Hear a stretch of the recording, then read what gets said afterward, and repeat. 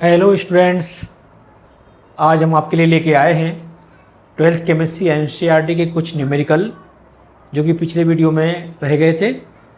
तो आज हम उन न्यूमेरिकल को समझेंगे और सीखेंगे कि कैसे अगर इस टाइप के न्यूमेरिकल एग्जाम में आते हैं तो कैसे इनको सॉल्व करेंगे। ठीक है ना, तैयार रहिए। चलिए देखते हैं। एक न्यूमेरिकल लिखा हुआ है बोर्ड पर डिस्प्ले हो रहा है, एस्कॉर्बिक अम्ल जिसका नाम कहते हैं विटामिन सी, उसके द्रव्यमान को ज्ञात करना है। कितने द्रव्यमान को ज्ञात करना है? जो कि किस में घुला हुआ है? 75 ग्राम एसिटिक अम्ल में घोला गया है और घोलने पर उसके हिमांक में अवनमन कितना आया? 1.5 डिग्री सेंटीग्रेड आया। और यहाँ पे KF की वैल्यू कितनी दी गई है? 3.9 kg मोल इनवर्स। ठीक है ना, kg मोल इनवर्स यहाँ पे इसकी वैल्यू दी गई है। ठीक है, ये KF की वैल्यू किसके लिए है? एसिटिक अम्ल के लिए। जैसा कि अपने को मालूम है कि ऐसी जितने भी सॉल्वेंट होते हैं सबके लिए KF की वैल्यू और KB की वैल्यू अलग अलग होती है। ठीक है, तो सबसे पहले अपन ये देखेंगे कि इस न्यूमेरिकल में दिया क्या गया है। ठीक है ना, तो सबसे पहले अपन देखेंगे कि चूंकि ये सॉल्यूशन की बात की जा रही है तो यहाँ पे एसिटिक अम्ल हमारा क्या है? यहाँ पे विलायक है। तो उसका मास दिया गया है, द्रव्यमान दिया, कितना दिया है? 75 ग्राम। ठीक है, और दूसरी चीज इसमें क्या दी जा रही है? यहाँ पर M2 विलेय का द्रव्यमान। अब विलेय कौन सा है यहाँ पे? एस्कॉर्बिक अम्ल, जिसको विटामिन सी कहते हैं। इसका मोलर द्रव्यमान कितना, ये अपने को थोड़ा सा पता होना चाहिए। कैसे पता होना चाहिए? ये जो एस्कॉर्बिक अम्ल है इसका जो अणुसूत्र होता है वो होता है अणुसूत्र। कितना होता है इसका मोलिकुलर फॉर्मूला?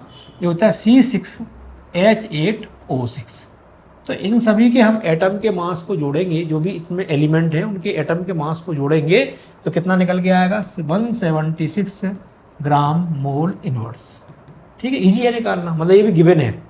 ठीक है, दूसरी चीज इसमें दिया है हिमांक में अवनमन, यानी डेल्टा TF। हिमांक में अवनमन क्या होता है? डेल्टा TF कितना दिया है? 1.5 डिग्री सेंटीग्रेड। ठीक, और क्या क्या दिया जा रहा है इसमें? KF की वैल्यू भी दी जा रही है। तो KF की वैल्यू कितनी है? 3.9 kg मोल इनवर्स, ये भी दी जा रही है। और क्या? चलिए आपने को ज्ञात क्या करना है इसमें?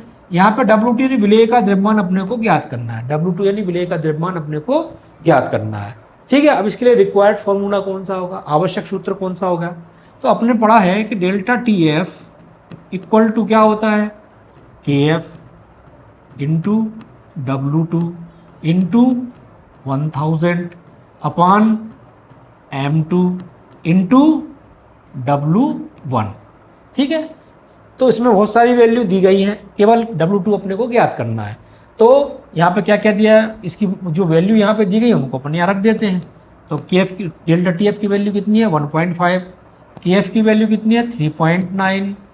W2 की वैल्यू ये तो हमें ज्ञात करनी है, और 1000 अपॉन M2 की वैल्यू कितनी दी जा रही है? मतलब विलेय का द्रव्यमान 176, और W1 यानी विलायक का द्रव्यमान कितना दिया गया है? 75।